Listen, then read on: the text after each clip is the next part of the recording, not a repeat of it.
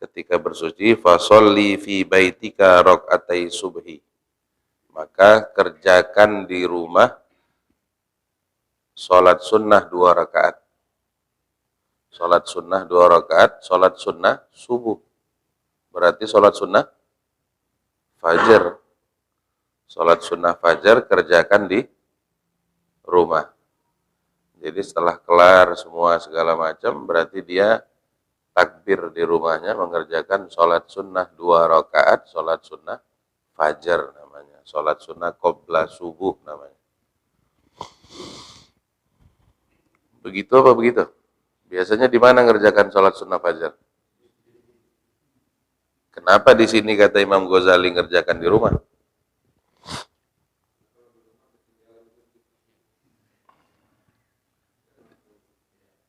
Coba lihat. Udah mulai subuhnya. Lihat di sini. Nabi Muhammad SAW, dia bukan berpikir dengan apa yang ada di dalam diri dia. Dia kerjakan sholat di rumah, berarti kalau misalnya seseorang bisa mengerjakan sholat fajar di rumah, rapi berarti dia udah di rumah. Dalam keadaan tenang berarti dalam posisi di rumah. Sholat sunnahnya udah kelar di rumah. Kemudian sunnah yang lain dia bisa kerjakan di masjid. Sholat sunnah tahiyatul masjid namanya. Boleh nggak sholat sunnah fajar ini digabung semua? Tahiyatul masjid, sholat sunnah wudhu, sholat sunnah fajar, sholat sunnah taubat, sholat sunnah hajat. Boleh nggak dikerjakan dalam 2 rakaat? Sekaligus. 2 rakaat tapi niatnya 10. Boleh nggak? Boleh. Cuma Nabi nggak begitu. Dia kerjain satu-satu. Sholat sunnah subuh 2 rakaat, sholat sunnah wudhu 2 rakaat, sholat sunnah tahiyatul masjid 2 rakaat, sholat sunat hajat 2 rakaat, taubat 2 rakaat. Jadi dipecah sama Nabi Muhammad SAW dengan tujuan apa? Lebih banyak daripada ibadah tersebut, berarti mendapatkan fadilahnya lebih. Boleh dikerjakan 2 rakaat tapi niatnya 10, boleh. Malah justru orang rugi yang mengerjakan 2 rakaat saja tanpa niat sholat sunnah wudhu, taubat, hajat, ridho, sama minta ridho sama Allah Subhanahu Wa Taala banyak. Jadi dalam 2 rakaat boleh meniatkan sekian daripada niatan. Tapi kenapa Nabi Muhammad SAW mengerjakan ini lebih dahulu di rumah? Supaya kelar urusannya di rumah. Ada beberapa sunnah-sunnah Nabi kerjakan justru malah sebagian di rumah bukan di masjid. Apa tujuannya? Membagilah, jangan menjadikan rumah dalam keadaan hanya tempat untuk istirahat, senda gurau. Jadi ada dapat poin, rumah itu bagian daripada tempat ibadah juga. Sholat sunnah isyraq setelah subuh lebih kurang 1 jam berikutnya ada sholat sunnah isyraq. Sunnahnya di masjid apa di rumah? Kalau sholat sunnah isyraq, sunnahnya di masjid. Sholat sunnah duha, di rumah. Sholat sunnah fajar, di rumah. Tahiyatul masjid, di masjid. Semuanya ada tempat-tempatnya. Semua ada tempat-tempatnya. Nabi contohkan kepada kita tujuannya untuk bisa membayin, memisah-misahkan mana tempat yang lebih afdol untuk mengerjakan sunnah, mana tempat yang bukan afdol mengerjakan sunnah. Jadi semuanya Nabi udah jelaskan. Nabi udah praktekkan, Nabi udah buat perangaian dalam kehidupan beliau sehari-hari. Tujuannya apa? Tujuannya supaya umat bisa mengikuti. Mengikuti daripada peletakan sunnah-sunnah tersebut. Ya mudah-mudahan artinya Allah memberikan kepada kita bisa waktu lebih luang lagi persiapan diri. Ada doa-doa, kita kepengen nangis, kalau bisa jangan nangis di masjid lah. Di rumah nangis. Jadi ngadu sama Allah itu di rumah. Siap-siap di rumah. Di masjid udah ganteng. Jadi nggak ada melonya lagi di masjid. Kenapa? Lo kan masjid rumah Allah. Ya lebih bagus. Kenapa? Karena biar nggak kelihatan dari orang. Jadi kalau untuk urusan pribadi itu kalau bisa sendiri. Jangan ada yang tahu. Mau nangis, nangis sampai basah-basah. Tapi jangan di depan orang. Jadi ketika dia keluar berjumpa dengan halayak umum, dia sudah dalam keadaan tenang. Benar? Suasana kayak begini berarti Nabi dalam keadaan bukan urusan pribadi lagi Nabi ketika mau ke masjid, justru malah urusan halayak umum. Ayo, apa ada urusan? Kenapa waktu di rumah urusan dia pribadi dengan Allah Subhanahu wa taala atau urusan dia pribadi dengan orang keluarganya yang ada di rumah? Itu bagian daripada adab-adab dan sunnah-sunnah Nabi Muhammad sallallahu alaihi wasallam. In kana fajra qad tala kadzalika kana yaqulu Rasulullah sallallahu alaihi wasallam, apabila katanya sunnah dikerjakan di rumah itu 2 fajar apabila kita posisi di rumah fajarnya sudah muncul. Kalau misalnya kita masih di rumah ternyata fajarnya belum muncul, maka sunnahnya ketika setelah keluar fajar. Mungkin dia keluar dari rumah sepersekian malam, ternyata jalan menuju masjid, azannya baru di masjid. Maka sunnahnya di mana? Di masjid. Lihat waktu keadaan. Tsumma tawajjahu ilal masjid. Kemudian setelah sunnah tersebut dikerjakan di rumah, orang tersebut bergegas menuju ke Baitillah, ke masjid. Wala tada'is shalah fil jamaah. Usahakan, di sini bahasanya, jangan meninggalkan jamaah, la siyama sholatis subhi, Allah dalam keadaan waktu subuh. Fa sholatul jamaah, adapun sholat jamaah lebih baik ala sholatil munfarid, lebih baik daripada sholat sendiri. Bisab'i wa isyrina darajah, daripada 27 darajat. Jadi kalau orang sholat sunnah, orang sholat fardu sendiri, dia ketinggalan 27 darajat dengan saudara lainnya.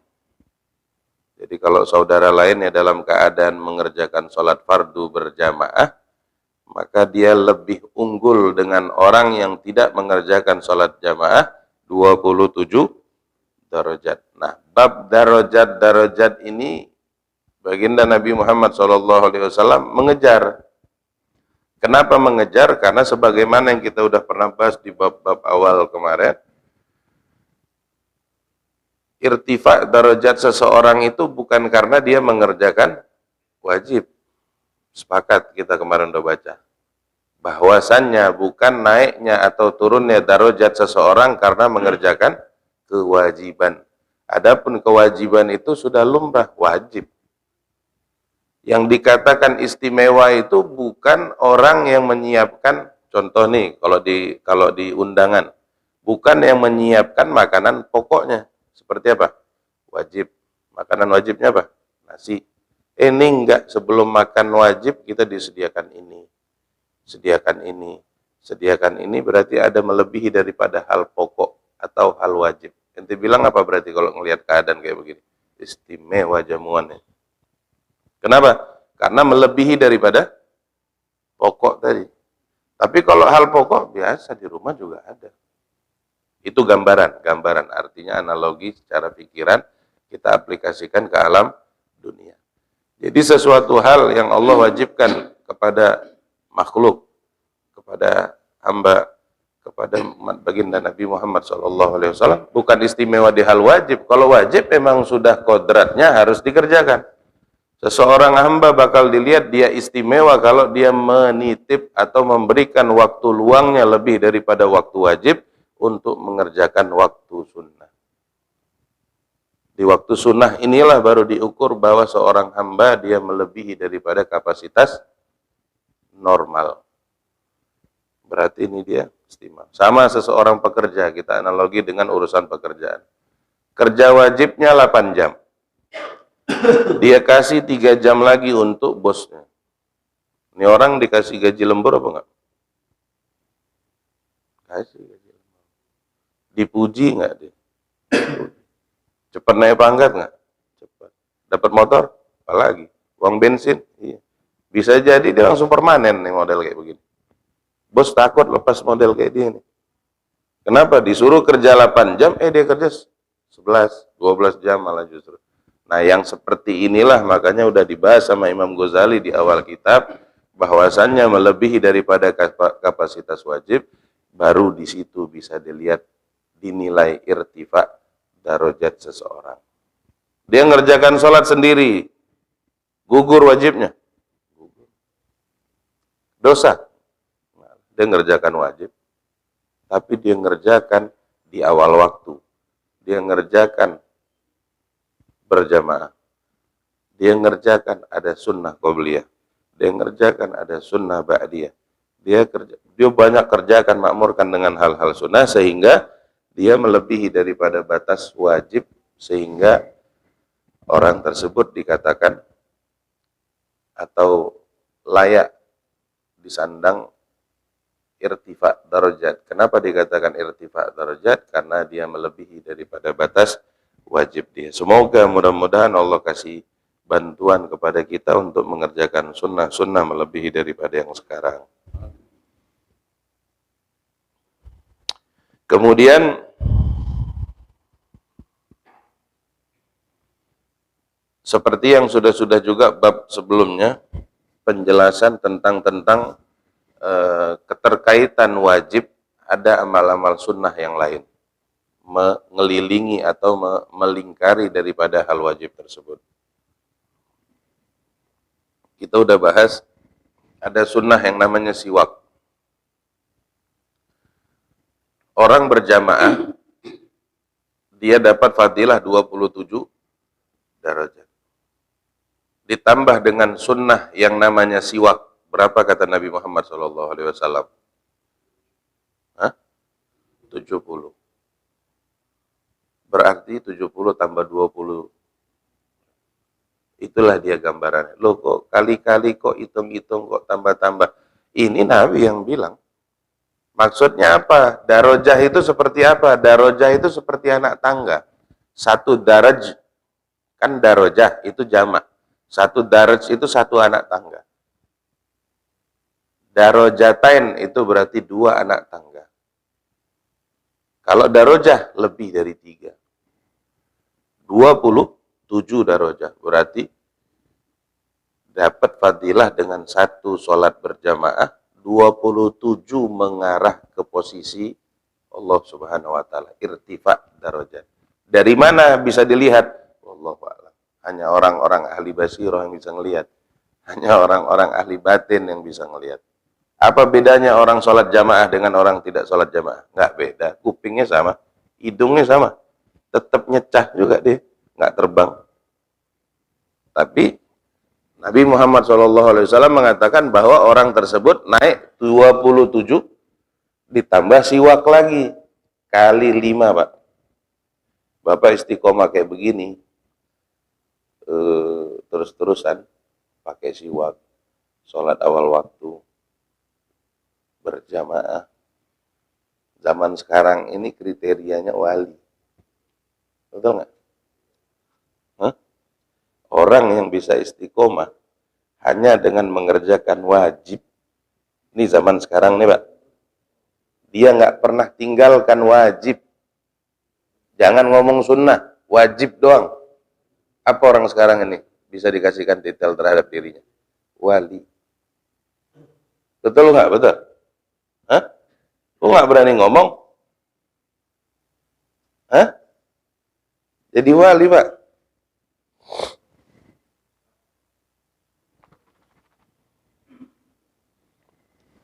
Benar nggak? Apa alasannya dia dikatakan seorang wali? Hah? Wali itu apa? Hah? Apa? Wakil, kata Bapak ini. Wali itu adalah khitabah khusus Allah Subhanahu wa taala terhadap makhluk. Penglihatan khusus. Jadi kalau ada orang kerjakan di ini komplek apa nih? Kampung lah kita bilang, Kampung Lalang ini. Ada satu orang khusus memperhatikan wajib-wajib yang mana Allah perintahkan kepada makhluk.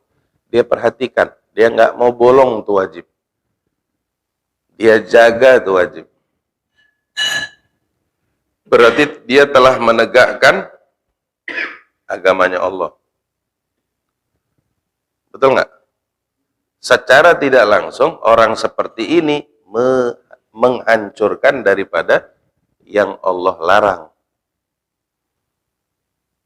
Allah cuma merintahkan di dalam syariat amar ma'ruf.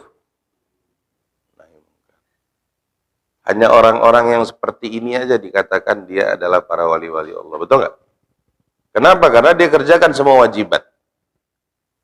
Dengan efek dia mengerjakan wajibat, dia secara tidak langsung menghancurkan yang semua Allah larang. Itu baru satu orang. Kalau satu kampung kayak begini. Satu kampung, dia sholat wajibnya awal waktu.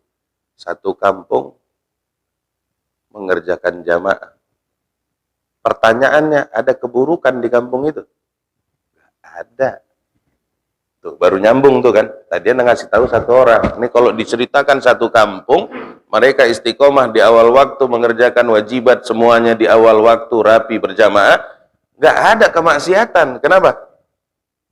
Kenapa itu terjadi?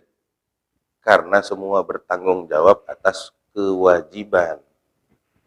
Secara tidak langsung, inilah wali-wali Allah Subhanahu wa Ta'ala. Betul nggak? Wali itu bukan bisa terbang baru jadi wali, bukan. Jangan salah arti dari wali.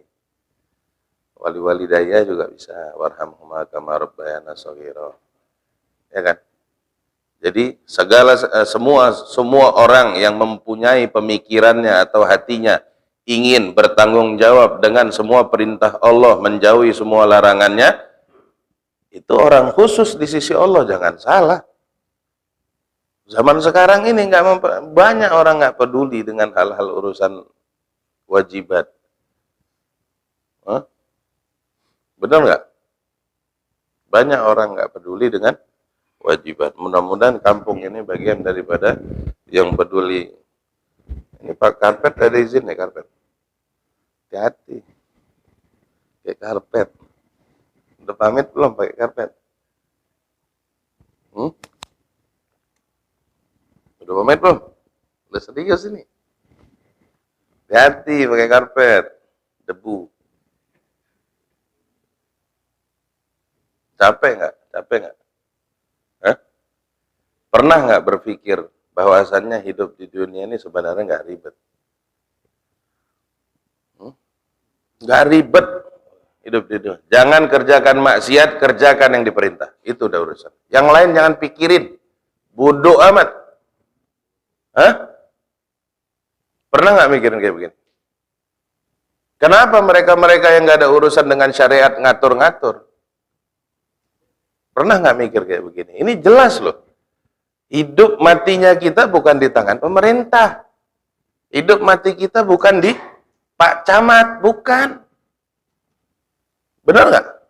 Tapi pernah nggak mikir kayak begini? Tapi kenapa mereka ganggu-ganggu kita? Apa urusannya? Apa urusan? Bapak di sekolah sama dia? Bapak dikasih makan sampai umur sekarang sama dia? Enggak kan? Tapi kenapa mereka ganggu? Benar apa benar nih omongan saya? Iya. Yang enggak lah. Masa urusan rumah Bapak mau diatur orang? Bapak terima urusan rumah Bapak diatur sama orang? Empet banget rasanya urusan dapur saya diurus sama orang. Benar nggak? Ini mesti ngeh. Jadi kebanyakan orang bingung zaman sekarang ini. Bagaimana cara dia aplikasikan kehidupan dunia, mau menyingkronkannya itu bagaimana itu dia orang-orang pada bingung. Saya hidup harusnya kayak mana ya? Bingung dia. Betul nggak? Betul apa betul? Ada sih satu daerah. Namanya Bumi Hadramut, Bumi para wali, Kota Tarim. Orang yang hidup di sana umur 0 sampai umur 3 tahun main-main. Main-main, Pak. Main batu, main kambing dimainin sama dia karena nggak ada mainan lain. Kalau di sini kan ada mall, ada apa, di sana nggak ada kambing dilempar lari ke sana. Itu mainannya gitu. Kambing kayak apa, kayak kuda, onta, itu mainannya. Dari umur 0 sampai umur 3 tahun dia main-main. Dari umur 3 tahun dia sampai umur 7 tahun dia semua wajib hafal Quran. Wajib hukumnya di Kota Tarim, umur 3 sampai 7 tahun hafal Quran. Kita umur 3 sampai 7 tahun ngapain, Pak? Ini bola, ini segitiga, Masuk nggak ke sini nih? Tapi Bapak bilang, semua nih, kita nih, saya banting tulang untuk sekolahkan anak saya di nol besar, nol kecil. Ayo coba. Teruslah sekolahkan anak nol besar, nol kecil. Apa ini? Main pasir. Dudukkan perempuan dengan laki. Ayo coba, ayo. Coba pikirin. Didudukkan dari mulai dini anak kita sama perempuan dengan laki. Dikenalkan, ada perempuan, ada laki. Ini namanya perempuan, fulanah. Ini namanya laki. Ganteng kan? Itu yang diajari dari awal. Tapi kita diem semua sekolahin anak, terus kita bilang, saya peras keringat, banting tulang untuk sekolahkan mereka. Betul nggak? Begini nggak yang terjadi sekarang di kita? Tapi apakah kita bisa merubah? Apakah kita bisa berubah dengan pemikiran yang Allah udah sadarkan berulang-ulang untuk sekolahkan dia ke tempat yang lebih layak? Enggak, Bapak tetap perjuangkan dan berselisih pendapat dengan tetangga Bapak. Bapak mengatakan, saya sekolahkan dia di sekolah termahal, terbaik di kota Medan, dengan peras keringat dan banting tulang yang hanya untuk mengenalkan segitiga, jajaran genjang. Kepake nggak tuh semua jajaran genjang, Pak? Pernah nggak jumpa bentuk jajaran genjang sekarang? Apa ini? Dongeng-dongengan. Dari umur 3 sampai umur 7 tahun, dia hafal Quran. Nafi nggak? Manfaat nggak? 7 tahun, dari 3 sampai 7 tahun, Pak, sampai meninggal Bapak bakal pakai nih ilmu. Sampai meninggal, sampai setelah meninggal nih ilmu masih bakal jadi menyelamatkan Bapak. 3 sampai 7 tahun. Kita 3-7 tahun ngapain di Indonesia, Pak? Ngapain kita sekarang? Ayo. Udah, dari 7 tahun sampai umur 10 tahun, 1/4 daripada syariat dimasukkan dalam pemikiran Bapak dan hati Bapak. Jadi total 10 tahun kelar urusan dunia dan akhirat. Dari umur 10 sampai umur 15 tahun, dia disuruh kholwat. Apa kholwat? Mentadabbur daripada makna atau maksud daripada ilmu yang dia pelajari dari umur 3 sampai umur 10. Dikunciin. Biasanya sebelum tumbuh kumis, nih anak udah bisa lihat mana yang monyet, mana yang babi dari muka manusia. Itu apa maksudnya? Terbuka hijab mata. Ini kita makin tertutup. Ya gimana nggak makin tertutup mata? Orang kita dalam satu kelas dibagi 2 kok, perempuan sama laki, dan bagian sekolah malah didudukkan pasang-pasangan. Dan itu kita diam. Menurut kita itu bukan sesuatu hal yang masalah, bagus malah. Itu terjadi sampai umur 15 tahun. Lebih daripada itu ngapain dia? Dia mengamalkan dan mencari ilmu, mengamalkan dan mencari ilmu. Sampai batas 21-25 dia nikah. 21-25. Sekarang dilarang nikah dini katanya. Maksudnya nikah dini dilarang kenapa? Biar dia main-main aja dulu di luar apa? Ngeh nggak nih? Dilarang nikah dini, alasannya diri seseorang nggak cukup mental. Pak, syariat Nabi Muhammad mengatakan 21 sampai 25 udah boleh nikah. Ini pemikiran mana lagi yang mengatakan jangan nikah dini? Ayo coba pikirkan ini. Coba pikirkan, jangan cegah anak yang udah mampu nikah. Apa kata Nabi? Suruh cepat-cepat tuh yang kalau udah bisa nikah, nikahin. Modalin, usaha. Cepet deh, timbang dia maksiat di luar.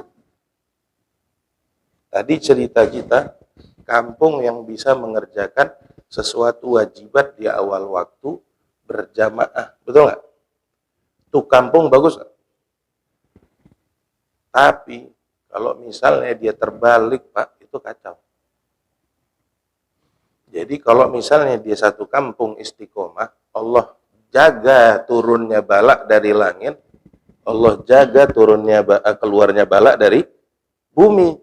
Itu akibat seseorang mengerjakan kewajiban dengan benar-benar.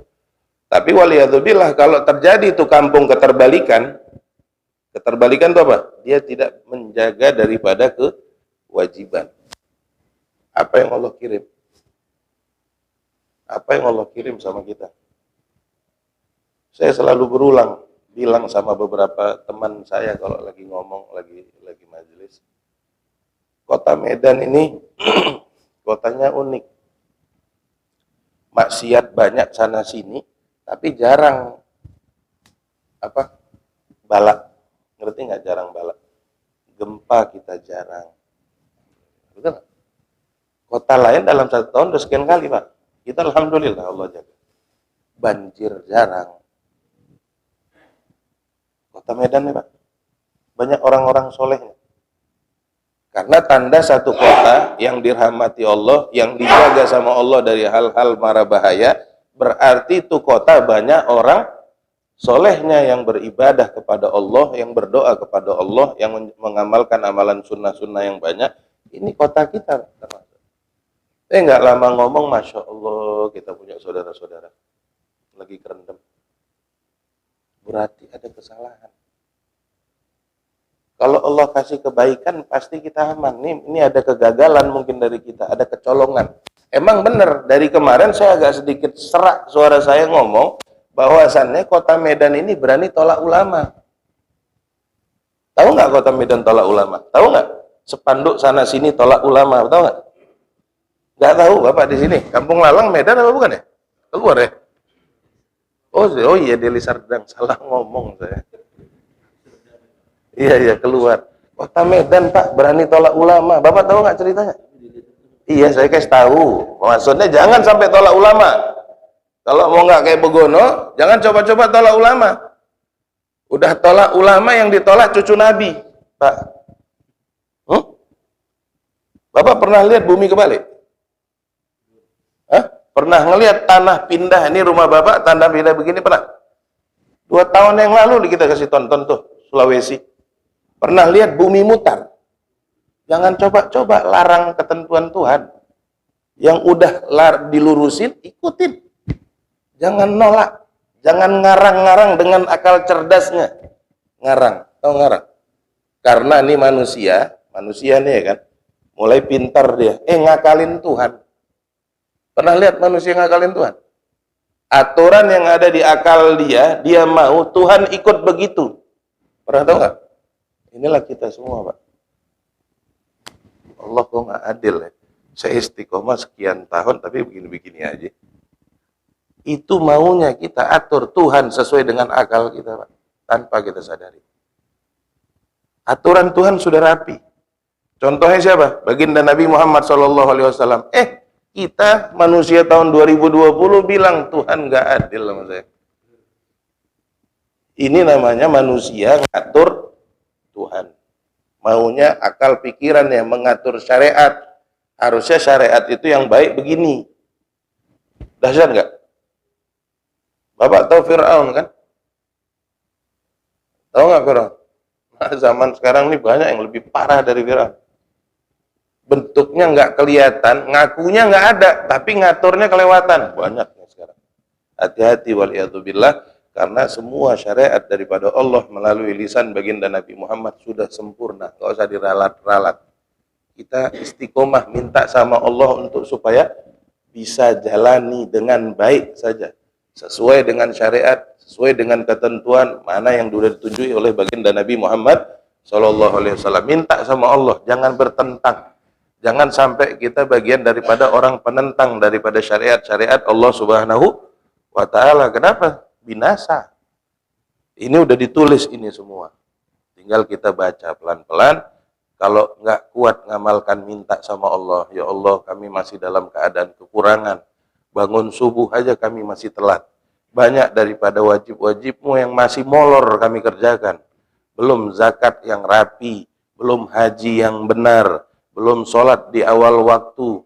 Belum syahadat yang tepat benar di dalam hati kami. Banyak kekurangan yang kami punya. Tinggal minta aja. Jangan tentang.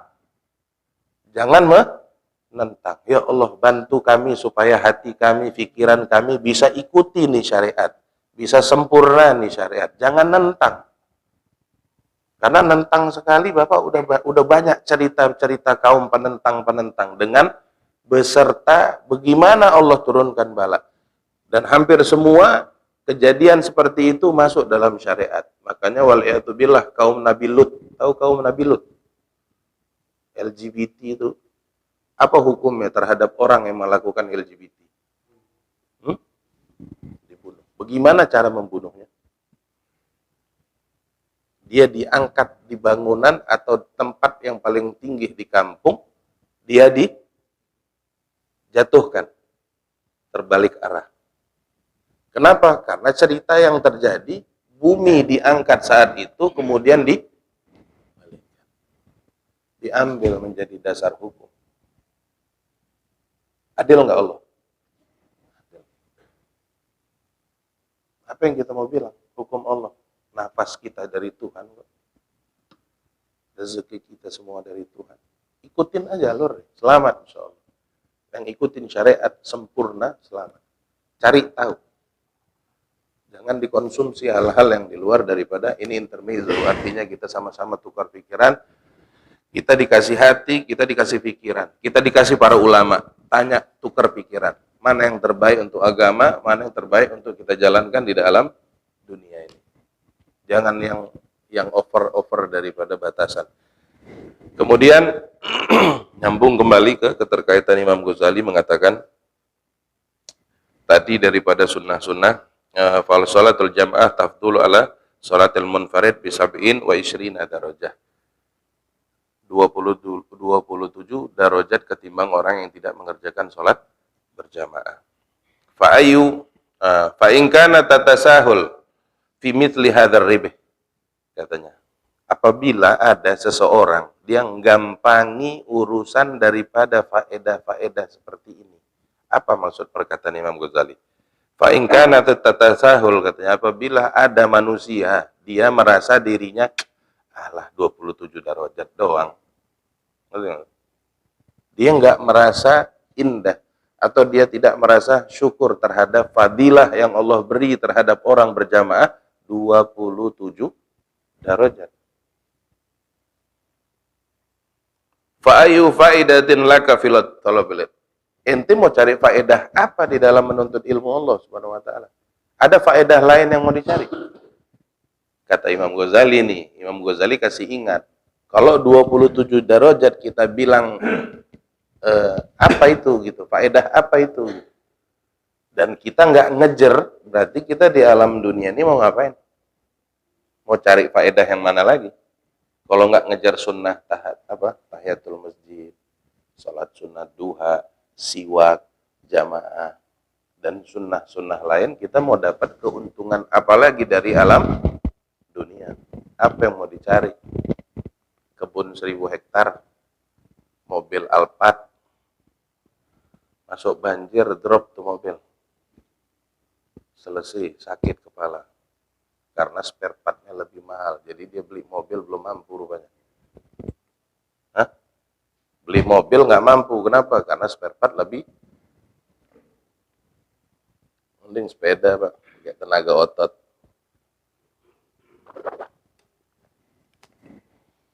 Wa innama samratul ilmil amal, katanya. Imam Ghazali mengatakan adapun buah daripada keilmuan seseorang kalau dia barokah, dia mampu mengamalinya. Jadi jangan ngomong kalau misalnya diri kita ilmunya berkitab-kitab, tapi subhanallah kita nggak bisa ngerjakan. Berarti al-ilm bila amal. Apa yang terjadi kalau ilmu tanpa amal? Seperti pohon tak berbuah. Pohon apa itu? Kaktus. Betul? Ada buahnya, buah naga. Ilmu tak beramal. Seorang yang berilmu tapi dia tidak bisa mengamalkan ilmunya, maka seperti pohon tak berbuah. Bagus nggak? Bagus kalau sama tukang bibit. Ini buahnya bagus, katanya, padahal nggak ada buahnya. Hati-hati, karena kehidupan di alam dunia, masa bercocok tanam 20 tahun. Cocok tanam, Pak. Nanam 20 tahun. Betul nggak? Berapa umur kita? 60. Bonus 3 tahun. Buat nyiram-nyiram itu, Pak. 20 tahun cocok tanam. 20 tahun lagi pertumbuhan. Betul nggak? Betul nggak, Pak? Pak, masa diem aja? Dari tadi saya mulai ngomong, nggak ada yang respon. Ngomonglah. 20 tahun cocok tanam, Pak. 20 tahun pertumbuhan, Pak. 20 tahun panen. Panen 20 tahun. 40 itu udah, ya Allah, nikmat, alhamdulillah. Enak nggak kalau begitu? Ya Allah, anak udah segini. Alhamdulillah nggak ada maksiat. Paling nggak imbang istighfar dengan maksiat. Di 40 kayak gitu rasanya gimana, Pak? Hah? Masalah dia hidup di dunia ini? Enggak, Nabi Allah kangen sama dia. Ayo deh balik deh sini, kangen. Udah cukup deh kelamaan di dunia tuh, deh balik deh. Enak, betul nggak begitu? Kalau ada hamba dia rapi, nggak banyak ngeyel, nggak teka, nggak petantang tenteng, ditungguin sama Allah. Minta cepat balik kalau bisa model kayak begini nih. Betul nggak? Banyak orang baik itu cepat pulang tuh banyak. Makanya jangan baik-baik. Banyak Pak orang cepat. Biasanya dia di titik sempurna Allah pulangkan. Maksudnya kenapa? Bukan kita doang yang punya, dia yang kangen. Allah juga yang ciptain dia kangen. Nah permasalahannya jadi model yang dikangenin Allah ini kayak mana modelnya? Ada saya pernah ketemu, saya salah satu guru saya juga. Nggak lama tapi saya ketemu sama dia. Namanya Habib Munzir Al-Musawwa. Pernah dengar? Pernah dengar di sini di kota Medan Pak ya, bukan di Kampung Lalang, di kota Medan ada masjid namanya Al-Musawwa, tahu nggak? Di Jalan Arab. Itu masjid kakeknya. Tapi dia syiar dakwah di Jakarta. Dia punya majelis namanya Majelis Rasulullah. Pernah dengar nggak? Majelis Rasulullah yang suka bikin macet jalan, yang suka bikin ini apa kerumunan ramai di apa Monas. Pernah dengar? Lihat YouTube Majelis Rasulullah. Oh, itu bikin ramai Monas, bikin macet jalan. Dia ngumpulin puluhan ribu orang untuk dekatkan diri orang-orang terhadap Nabi Muhammad dan Allah Subhanahu wa taala. Banyak yang nangis. Aslinya orang Medan. 40 tahun pulang. Lagi ganteng-gantengnya. Dakwah dari tahun 2000 ke 2010. 10 tahun aja dikasih dakwah. Rame berbondong-bondong, orang nggak bisa tahan hatinya. Umur 40 Allah ambil. 40 Pak. Belum nikmatin apa-apa itu. Tapi udah, alhamdulillah. Semoga Allah terima amal saya yang 40 tahun. Allah akui sebagai hamba. Saya ngejalani apa kewajiban pada hamba. Sehingga hamba yang kayak gini ditunggu sama Allah Subhanahu wa ta'ala. Betul nggak? Ditunggulah. Kenapa nggak ditunggu?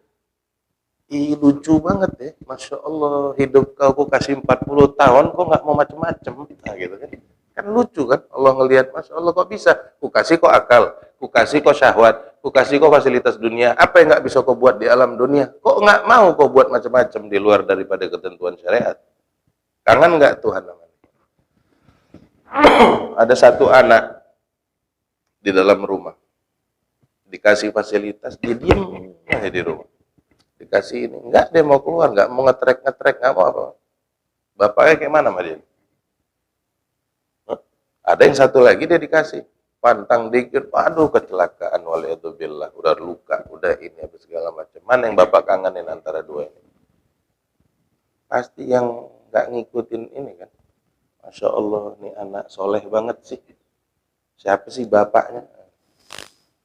Ya, mudah-mudahan Allah kasih selamat kita dalam pikiran hati untuk ngejalani kehidupan, karena sebagian ulama mengatakan perjalanan kehidupan ini ajaib Pak, dan di dalamnya banyak keanehan-keanehan yang kita nggak masuk nalar di dalam alam dunia ini. Semoga Allah bisa lewatkan kita dari alam ini dalam tidak ada kekurangan sedikit pun, keselamatan di akhir, keselamatan di akhir. Kenapa? Karena sering ulama mengatakan ya Allah biha, ya Allah biha, ya Allah bihusnil khotimah. Kenapa? Karena penentu itu ditutup Pak. Bapak mau ngaji puluhan tahun juga waliyadzubillah, penutup Bapak hancurlah di itu. Tapi Bapak mau waliyadzubillah, mudah-mudahan selamat, maksiat puluhan tahun, ternyata penutupnya baik Bapak dihitung. Jadi yang kita mau jaga di mana? Ujung, Pak. Kalau ujung kita selamat, mudah-mudahan insya Allah kalau dilihat masjid kayak begini penuh, nih kampung selamat semua insya Allah. Beserta keluarga, jiran, dan handai tolan. Faida sa'ita ilal masjid, apabila sudah sampai posisinya di masjid, sunnah berikutnya faida sa'ita, persiapan menuju masjid, ila masjid, famsi ala haibatin famsi ala hainah wa tu'addah wa sakinah. Jalan dari rumah itu nggak usah bergegas-gegas, santai-santai. Sambil mengingat Allah Subhanahu wa taala, sambil berzikir kepada Allah Subhanahu wa taala. Wala ta'jal, jangan buru-buru kata Imam Ghazali, karena sunnah baginda Nabi Muhammad sallallahu alaihi wasallam dari rumah ke masjid dalam keadaan tenang.